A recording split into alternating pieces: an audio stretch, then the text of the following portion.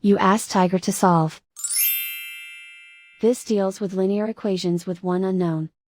The final result is x equals 76/3. Let's solve it step by step. Group all constants on the right side of the equation. Add 15 to both sides. Group like terms.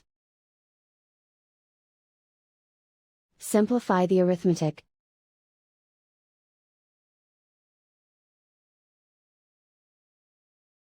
Isolate the x. Multiply both sides by inverse fraction 4/3.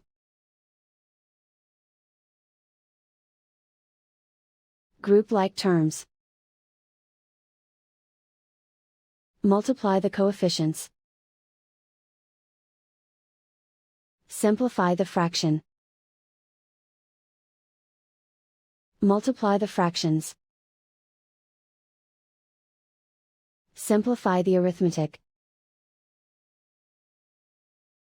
And so the final result is x equals 76/3.